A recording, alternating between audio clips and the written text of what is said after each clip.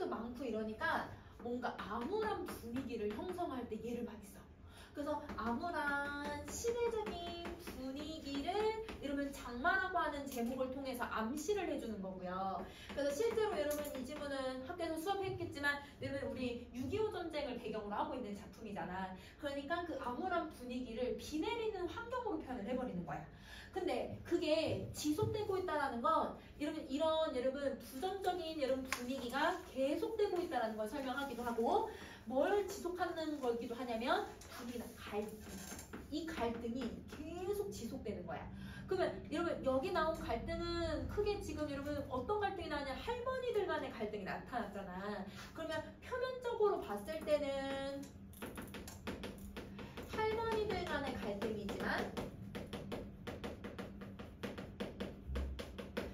근데 여러분 사실 잘 들여다보면 이면적으로 봤을 때는 할머니들의 갈등은 아니야. 여러분 누구의 갈등이냐면 이념 간의 갈등이 들어가 있는 거지. 그러면 여러분 이념 간의 갈등이 지속될 거구나. 그 다음에 할머니들 간의 이 갈등이 지속되겠구나. 이걸 보여주는 거야 제목에서. 그러면 이 제목은 분위기와 갈등을 암시하는 기능을 가지고 있구나. 이렇게 생각해주면 돼. 그리고 여러분 전문을 보라고 하셨으니까 중간중간 내용 좀 섞을 건데요. 여러분 맨 마지막 결말이 어떻게 되어 있냐면 정말 지루한 장마가 끝났다고 얘기를 해. 그러면 여러분 장마가 끝났으니까 마지막 결말은 여러분 뭘 예상할 수 있어 얘들아?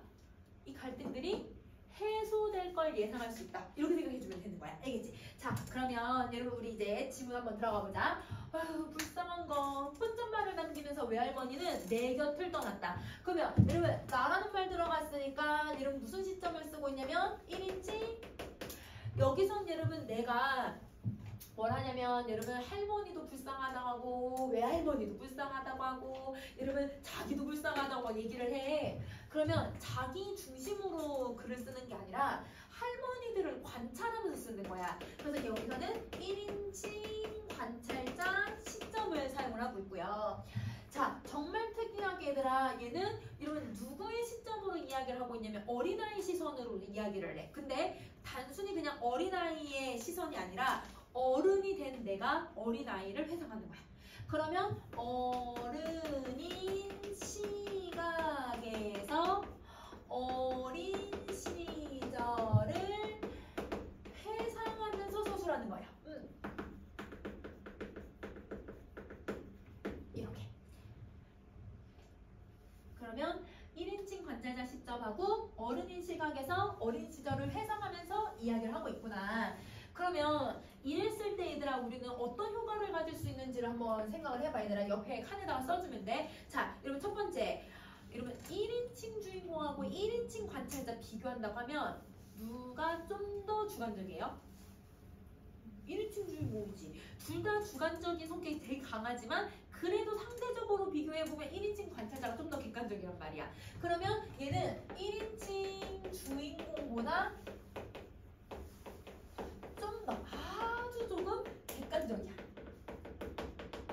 왜 그러면 1인칭 관찰자를 썼을까?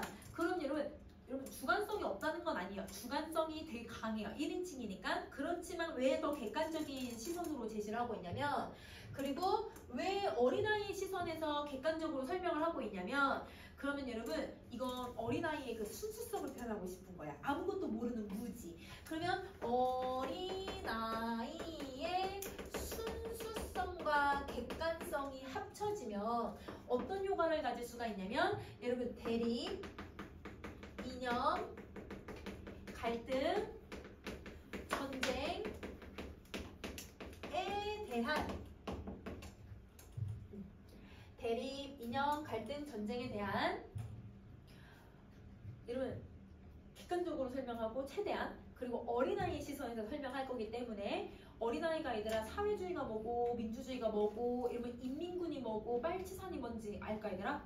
모르지. 그래서 여러분 편향성을 배제할 수 있다고 생각하면 돼. 그래서 편향성을 배제한다. 이렇게 생각하면 돼. 편향성을 배제하고 있다.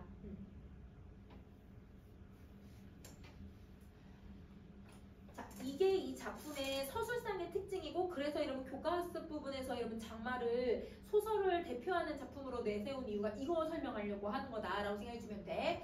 자, 구겨진 치맛자락을 소리 없이 끌면서 마루로 나서는 외할머니의 뒷모습을 나는 신을 뜨고 바라보았다.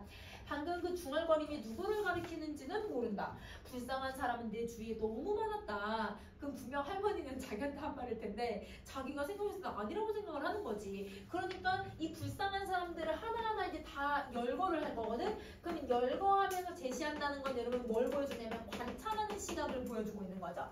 우선 일선에서 전사한 외삼촌이 그렇고 이거는 내가 생각하는 불쌍한 사람 한 명.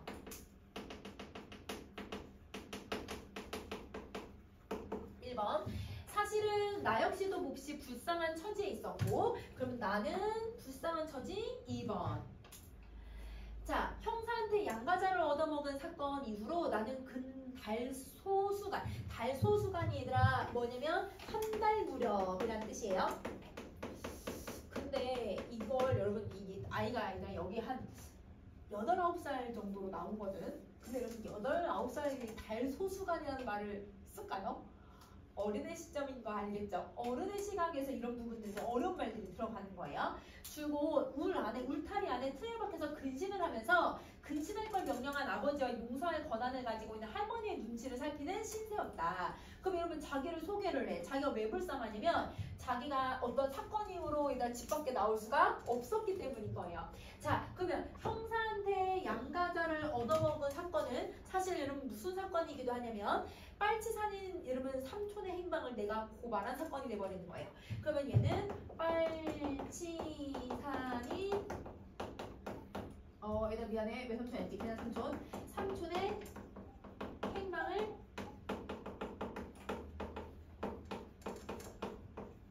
고발을 해버린 거야. 빨치산인 삼촌의 행방을 고발을 했다.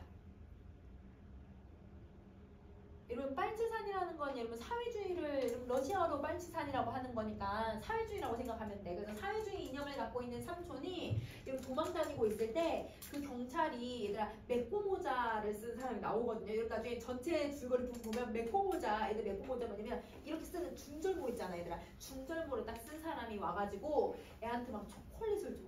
근데 초콜릿이 너무 달콤하니까 얘들아 하나 그냥 걷어주고 애가 막 이제 먹으니까 눈이 돌아가거든. 그러니까 니네 삼촌은 어디 갔니? 막 이런 식으로 물어봐. 그러니까 얘도 말할까 하는데 이미 얘들아 그 경찰이 은박지를 깐다 얘들아. 은박지를 까니까 애가 눈이 미치는 거야. 그래서 그걸 넘어가게 돼요. 그러니까 삼촌이 어디 있는지를 알게 되면서 삼촌이 쫓기게 되는 거죠. 그러면 이때 그러면 여러분 용서할 권한을 가지고 있는 할머니의 눈치라고 했거든.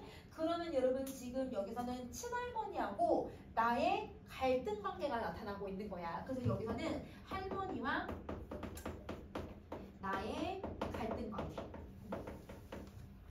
그래서 여러분 할머니의 일방적인 모습이기는 하지만 그래도 갈등 관계라고 설명할 수 있어. 자, 그러나 가장 불쌍한 사람은 외할머니 자신일지도 모른다. 그러면 여러분 불쌍하다고 생각하는 사람 3번 외할머니. 자, 위로 올릴게요. 마루 끝에 앉아서 구름이 덮인 지방근방을 바라보는 이 할머니의 모습은 몹시도 허전해 보였다. 그러면 여러분 이 허전해 보인 이유는 전사 통지서를 받았기 때문에. 그러면 할머니는 여러분 지금 아들이 한 명밖에 없어. 그래서 외삼촌의 전사로 인해서 할머니가 무기력해지는 모습을 보여주고 있고, 자, 이 저녁에 본 강하고 두렵던 모습은 도저히 찾아볼 수가 없었다. 그러면 여러분 이때 저녁에 봤던 내가 할머니를 묘사하잖아. 할머니의 모습이 강하고 두렵다고 표현을 했거든. 그러면 할머니가 아들의 죽음을 그냥 의연하게 받아들여서 강하고 두렵다고 얘기한 걸까?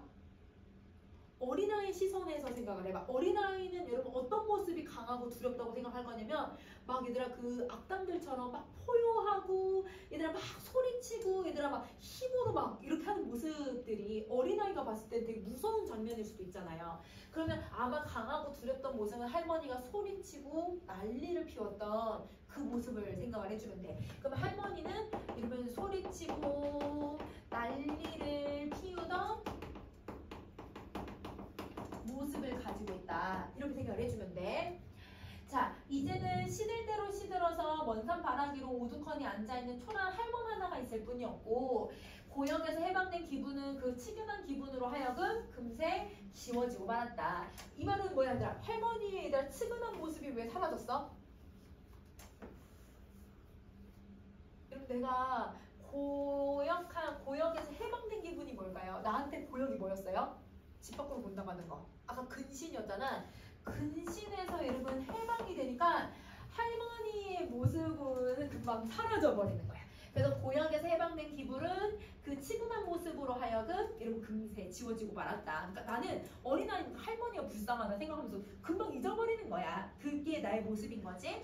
자, 그 다음에 어머니나 이모는 그래도 괜찮았다. 그러면 여러분 이때 우려되는 건 할머니와 외할머니의 불화였다. 여러분 여기서 두 번째 갈등이 나타나요. 여러분 두 번째 갈등은 할머니들 간의 갈등이죠.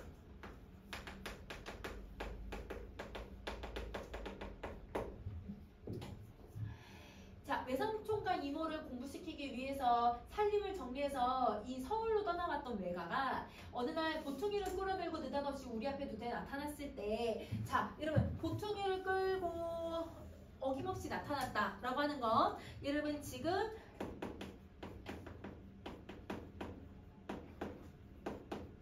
피란으로 온 외가의 모습을 표현을 하고 있는 거야.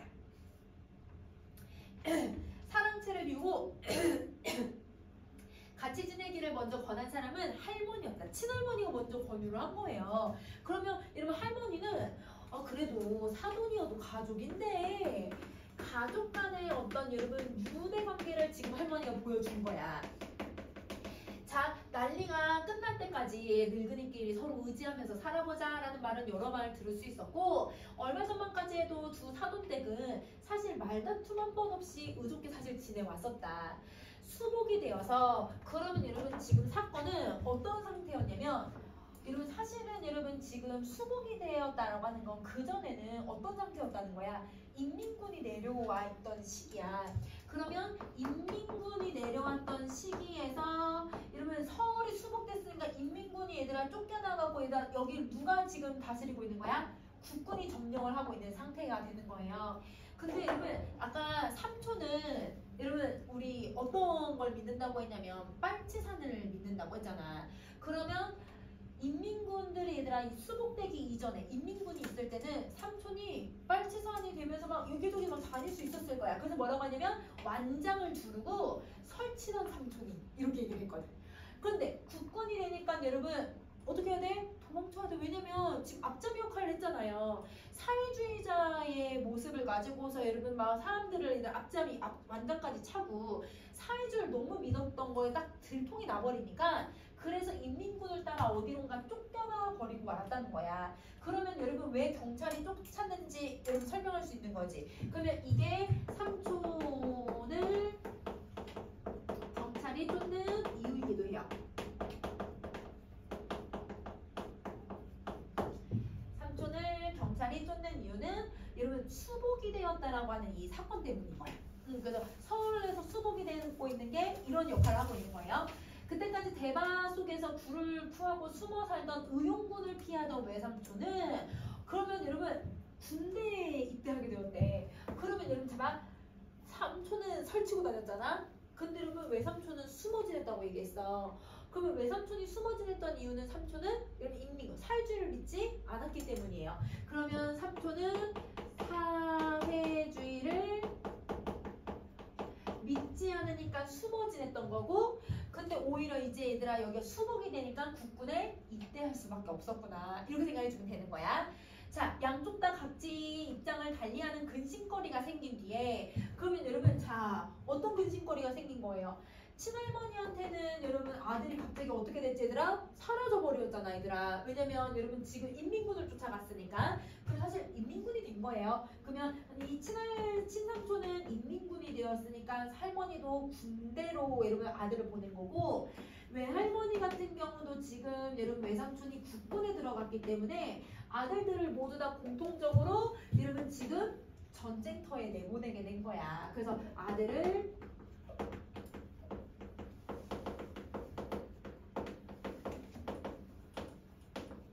전쟁터로 보내고 말았다. 이렇게 생각해 주시면 돼요. 자, 이런 뒤로도 겉에 두드러진 변화는 없었어. 그럼 봐봐. 이러면 이렇게 삼촌이 설치고 다녀도 외삼촌이 숨어 다녀도 가족들끼리 서로 고발하거나 그러진 않았던 것 같아. 그러니까 가족이니까 그래도 사돈지간이니까 삼촌이 외삼촌을 뭐 얘들 못 살게 구는 그런 것도 없었던 것 같아. 그리고 또 외삼촌이 얘들 국군의 자원에서 이 사람들 쫓는 거 그런 것도 아닌 것 같고. 그러니까 여러분 아무런 문제가 되진 않았던 거야. 그러니까 여러분 여기서 아예 대립이 없었던 게 아니라 대립이 나타날 수 있어도 대립을 하지 않았던 상황이었던 거죠. 그런데 어떤 사건이라냐면 두 분 사이에 얼추 금이 가기 시작한 건 저 사건. 내가 남모르는 사람의 꼬임에 빠져서 이 과자를 얻어먹은 일로 할머니의 분노를 사면서였다. 그럼 아까 얘들아 경찰한테 고발을 했던 그 사건이 여러분 첫 번째 갈등 시작인 거야. 그러면 여러분 저 사건이 갈등의 시작. 자, 내가 남모르는 사람의 꼬임에 빠져서 할머니의 분노를 샀고 할머니의 말을 옮기자면 나는 짐승만도 못한 과자 한 조각에 삼촌을 팔아먹은 천하의 무지막지한 사람 백정 같은 사람이었다는 거예요. 그러면 여러분 할머니가 손자한테 얘들아 이런 말까지 얘들아 퍼붓고 있다는 건 할머니가 지금 아들에 대한 걱정이 그만큼 큰 거야.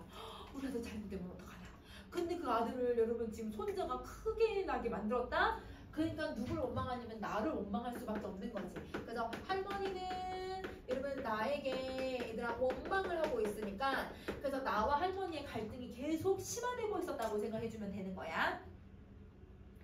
자, 이럴 때 외할머니가 유일한 내 편이 되어서 다음 페이지. 궁지에 몰린 외손자를 감싸고 엽성을 드는 바람에 할머니는 그때 단단히 비가 상했던 모양이다. 자, 다음으로 두 분을 아주 갈라서게 된 결정적 계기. 여러분 결정적 계기는 여러분 이게 갈등이 어떤 상태가 되는 거? 최고조가 되게 만들어주는 거. 자, 전사통지서를 받은 이튿날이었다. 그러면 여러분 이 전사통지서는 여러분 무슨 역할을 하냐면 갈등을 만들어주는 역할을 하고 있는 거잖아. 갈등의 매개체라고 봐도 되겠다. 그치?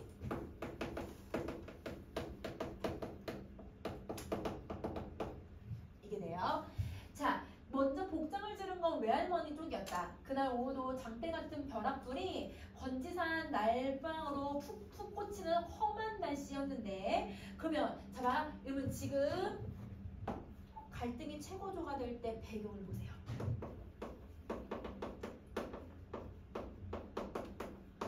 자, 얘들아 지금 배경이 어떤 배경을 가지고 있어 얘들아? 장대 같은 벼락불.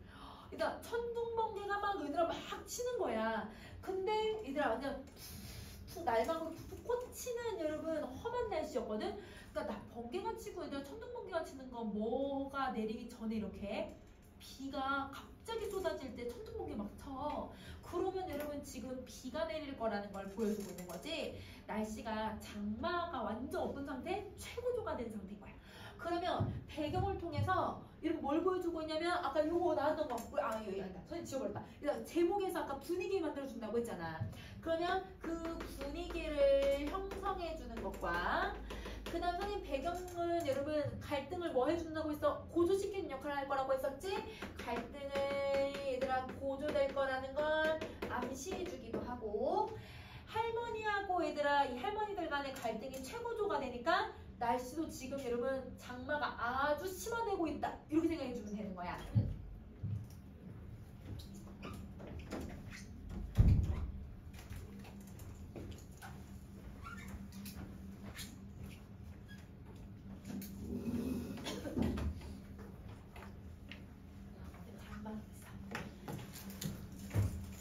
자, 그러면 여러분 여기 이 작품에서의 배경은 그냥 단순한 배경이 아니야. 배경은 여러분 지금 인물들의 갈등이 고조될수록 날씨도 점점 험막해져. 갈등이 완화될수록 날씨가 풀리는 거야. 알겠지? 자, 그럼 다시 할게. 마루 끝에 서서 그 광경을 바라보던 할머니가 벼랑과 무서운 저주의 말을 퍼붓기 시작을 한 것이었다. 더 쏟아져라. 더 쏟아져서 이 비루세에 저 숨은 빨갱이들 다 쓸어가지고 가버려라. 나무 틈새기에 엎혀져 있는 불갱이가 빨갱이지 얘들아. 빨갱이 숫댕이 같이 싹 다 거슬러라. 한 번 더 옳지 하느님 고맙습니다. 그러면 여러분 사실 할머니는 지금 여러분 뭘 하고 있는 거냐면 그냥 빨치산을 저주한 거야. 왜? 자기 아들을 죽인 빨치산들을. 그러면 자신의 아들을 죽인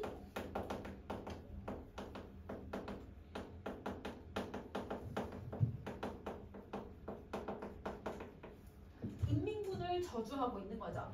그러면 할머니 입장에선 그렇다고 봐도 될 것 같아요. 왜냐면 자기 아들이 이러면 전쟁터에 나가서 죽었으니까 세상 여러분 이 정도의 저주는 여러분 약관하고 봐도 되겠지. 자기 아들이 전쟁에서 죽었는데. 자, 소리를 듣고 식구들이 마루로 몰려들었으나 모두들 어리둥절해져서 외할머니를 말리는 사람이 없었다. 왜냐면 여러분 어리둥절했다기보다 이건 어린아이 시선이긴 하지만 가족들은 알겠죠. 할머니가 얼마나 지금 고통스러운지를. 왜냐면 아들이 죽었는데 그러니까 누구나 이 말을 말릴 수가 없는 거야. 자, 근데 벼락마다 죽어 넘어지는 하나하나의 모습이 눈에 선이 보인다는 듯이 외할머니는 더 기가 나서 빨치산이 득실거린다는 건지산에 대고 자꾸 자주를 퍼붓다. 저 늑다리 옆편대가 뒤질라고 한증 흘렸다. 자, 여러분 여기서 늑다리 옆편대는 누굴 얘기하냐면 외할머니를 얘기하고 있는 거죠. 안방문이 우당탕탕 열리면서 아기를 그득다면 할머니 얼굴이 가득 나타났다. 그러면 여러분 지금 6번을 얘기한 건 할머니가 얘기한 거야. 친할머니가. 자, 외할머니를 능히 필적한 인물이 그새까지 집안 한쪽에 도사리고 있음을 나는 뒤늦게 깨닫고 긴장을 했다. 여러분 나 왜 긴장하냐면 어린아이의 시선에서는 어른들이 이렇게 큰 목소리가 나오면 당연히 약간 무섭고 두려울 수밖에 없어. 그러면 이때 여러분 나는 두려움, 무서움, 이미 나는 여러분 그 친할머니의 무서움을 봤어요? 안 봤어요? 이미 경험해봤죠? 왜냐면 너는 삼촌 팔아먹음 막 이러면서 막 할머니가 나한테 악담을 퍼부었었잖아. 이미 나는 그걸 경험해봤기 때문에 너무 두려움을 느끼는 거야. 여기가 시방 무지빅종인 줄 알고 저지랄이야. 지랄이. 이러면 아까 이 외가가 다 어떻게 왔었지더라? 피난을 와 있는 상태였잖아. 그치? 그러니까 친할머니 집이라는 거야. 옆에서 흔들어 깨우는 바람에 잠꼬대를 그친 사람처럼 외할머니는 멍멍한 눈길로 주위를 잠깐 둘러보았다. 그러니까 외할머니는 당한 거지. 이거 지금 누구한테 얘기하는 거지? 나한테 얘기하고 있는 건가? 할머니도 당황을 한 거예요. 보자 하니까 참말로 눈꼴시여서 볼 수가 없네. 은혜로 왼수로 갚는다는 그 말이 딱 거그. 이러면 거그가 누구냐면 외할머니. 그러니까 외할머니를 두고 한 말이네. 올데갈데 없는 신세 하도 불쌍해서. 이러면 올데갈데 없는 신세가 왜 이런 신세를 갖고 있는 거야? 피난을 왔기 때문인 거잖아요. 그래서 농계로 이렇게 놓으니까 인자는 아도 어른도 못 알아보고 가드 안약계를 다 부리네. 미쳐도 곱게 미쳐야지. 이런 숭악스럽다는 건 흉악한 마음을 먹으면 그거는 대대로 그쪽한테 날벼락이 내리는 법이요. 그러면 여러분 지금 친할머니는 여러분 외할머니에게 다시 뭐라고 했냐면 저주를 퍼부어요. 그러면 친할머니는 외할머니에게 저주를 퍼부었는데 할머니가 저주를 품은 여러분 이 이유를 한번 생각을 해보면 여러분 사실은 저 건지산에 인민군 쫓아가서 숨어있는 사람이 삼촌이거든요. 그러니까 할머니 입장에서는 여러분 자기 아들에게 저주를 퍼붓는 것 같은 느낌이 드니까 그래서 할머니는 자신의 아들에게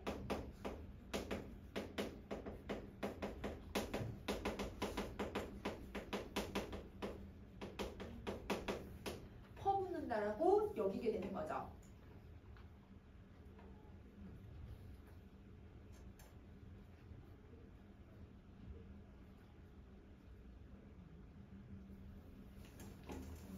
당장 매어 꽂는데 얘들아 매어 꽂는 건 이렇게 뒤집어서 이렇게 꽂아버리는 걸 얘기하는 거잖아. 이렇게 꽂을 듯한 기세로 상대방의 서슬을 낮았고 나더니 왜 할머니는 사문 훈계조가 되었다. 그러니까 이렇게 저주 퍼볼 건 다 퍼붓고 이제 훈계를 하기 시작을 했다는 거죠. 아니 거그가 그런다고 죽은 자식이 살아나고 산 자식이 그렇게 쉽게 죽을 싶은가? 그러면 이 말은 니네 아들 살아 못 돌아오는데 우리 아들이 쉽게 죽겠니? 이 말이야. 그러니까 할머니도 화가 나니까 얘들아 이제 외할머니한테 못할 말을 하기 시작을 하는 거죠. 그러면 이 어른 반푼이도 없는 빚감도 말어. 인명은 제천이랬어. 임명은 제천이라는 건 여러분 이 사람 목숨은 여러분 뭐가 결정한다? 하늘이 결정한다는 거지. 목숨이 정해져 있다. 다 저 타고난 명대로 살아가는 거예요. 그리고 자석이 부모보다 먼저 가는 건 그건 부모제예요. 여러분 이거는 누구를 여러분 지금 비꼬는 거예요? 외할머니. 친할머니가 외할머니를 지금 비꼬고 있는 거야. 그러면 여러분 지금 부모제라고 했잖아. 외삼촌이 죽은 게 누구 탓이다? 외할머니 탓이라고 얘기를 해버리는 거예요.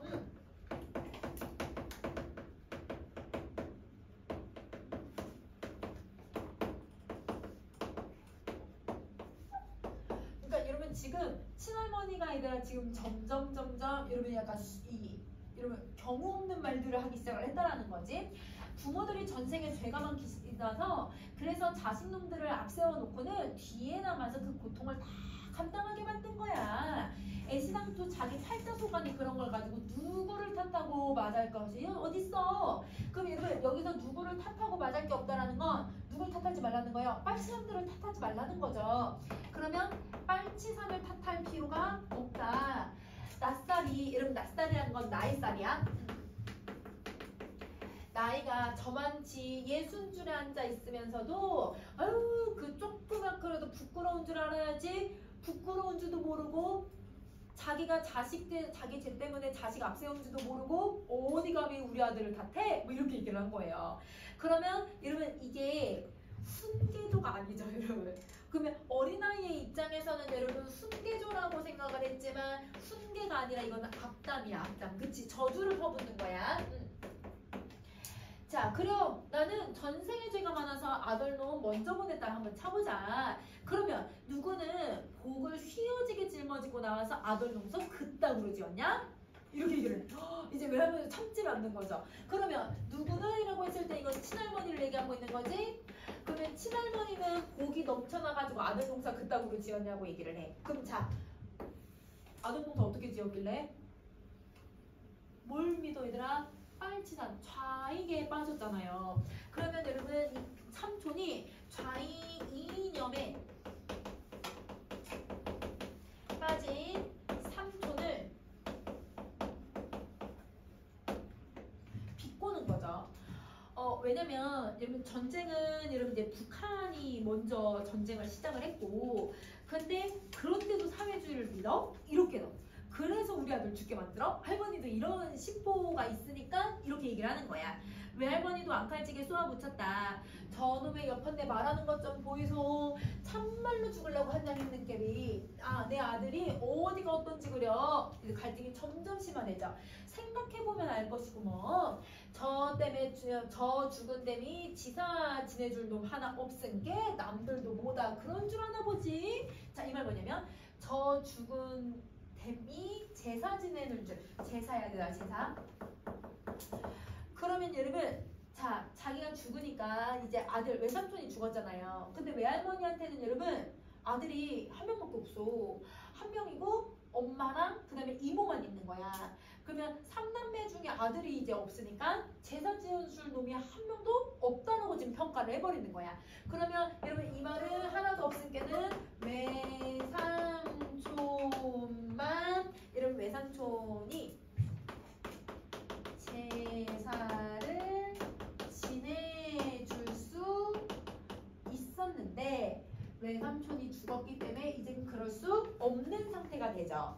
여러분 이건 이제 옛날 사람들의 가치관이 들어가네. 여러분 제사는 누구만 지내야 된다? 아들만. 아들만 지내야 된다라고 하는 그 옛날 가치관이 들어가 있는 거야. 그치? 남들도 뭐다 그런 줄 아나 보지? 그러니까 자기는 아들이 살아있다라는 거야. 아들 둘이 살아있다. 이걸 얘기하는 거죠. 아유 그만들 하도요. 그러면 이거는 아버지의 만류.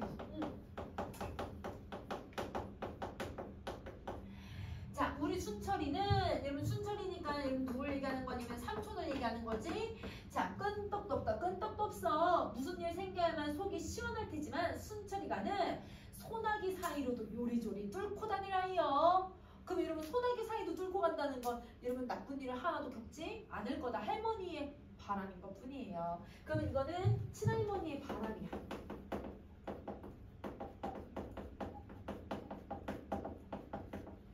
친할머니의 바람이 들어간다. 또 번 더 짜증을 부렸다. 그러면 아버지는 여러분 만류하고 중재하는데 할머니의 갈등은 계속 고조되고 있는 모습을 보여주고 있는 거다. 자, 근데 여러분 요거 전문 나올 수 있으니까 어디를 한번 보냐면 여러분 선생님이랑 전체 줄거리 한번 봐볼게. 여러분 자, 전체 줄거리 얘들아 6쪽에 있어요. 자, 이 부분에서 우리가 봐야 되는 부분이 어느 부분이냐면 자, 여러분 여기 네 번째 줄 한번 봐봐 얘들아. 네 번째 줄. 빨치산 소탕득정으로 가족들은 삼촌이 죽었을 거라고 생각했대. 아까 얘들아 아까 빨치산들이 어디 많이 숨어있다면 건지산에, 건덕산이지? 여러분 건지산에 많이 숨어있었다고 아까 본문에 나왔어. 그러면 여러분 그 건지산에 인민군들이 숨어있었거든요. 근데 여기를 여러분 지금 국군들이 뭘 해버리냐면 다 불태워버려요. 그러면 여러분 불을 지르고 거기 밑에 내려온 사람들 다 총살해버리고 그래서 여러분 대부분 시체들이 많이 불타버린 거야. 그래서 그 불탄 시체를 얘들아 마을 얘들아 뭐라고 했지? 약간 광장 같은 데 있잖아요. 시장 열리고 하는 그런 데다가 전시를 해놔요. 근데 이제 사람들이 다 불타고 해버렸으니까 사실 얘들아 형체를 알아볼 수가 없잖아. 할머니는 우리 아들 저기 절대 없다. 그래서 할머니가 이제 미신을 믿으니까 혹시나 하는 바람에 점쟁이한테 간 거야. 근데 점쟁이의 말대로 아들의 생환을 굳게 믿게 된다는 거예요. 그러면 이러면 맨날 몇 시에 아들이 올 거라고 점쟁이가 얘기를 해버린 거야. 그러니까 할머니는 우리 아들 무조건 살아온다. 이러면 여기 불이 나서 사람들이 많이 죽어서 이제 마을에 딱 걸려있다? 좀 그런데 이렇게 무덤에 이렇게 묻혀있는데 근데 우리 아들은 없다. 할머니는 믿으면서 근데 가족들은 죽었을 거다. 이렇게 생각하는데 할머니는 절대 안 믿어. 그 할머니가 아들이 온다라고 하니까 얘들아 그날 얘들아 전날부터 음식장만 하고 난리가 난 거야. 자, 이때 할머니는 여러분 그렇게 맞을 준비하면서 정정한 태도로 막 준비를 하다가 예언한 날이 되어도 아들이 나타나진 않고 그 대신 예언한 날 구렁이 한 마리가 나타나요. 그럼 여러분 이 구렁이 한 마리가 얘들아 학교 선생님이 만약에 외부 지문으로 문제를 내면 이 부분 내실 수 있거든요. 이 부분이 제일 유명한 부분이라서. 근데 여러분 옛날 사람들은 약간 여러분 이제 샤머니즘, 토템 사상 이런 것들이 옛날 사람들이 뭐냐면 선생님 이 어렸을 때 여러분 선생님 이제 어렸을 때 초대해서 자랐으니까 그럼 이제 뱀도 잡아서 많이 놀았거든요. 근데 이제 뱀 잡아서 놀는데 근데 우리 집에 내가 하루는 헛부엌이 있단 말이야. 근데 이제 헛부엌을 딱 열었는데 헛부엌에 노란색 그 구렁이가 이렇게 또아리를 틀고 딱 앉아있는 거야. 그 고개를 이렇게 들고 있잖아.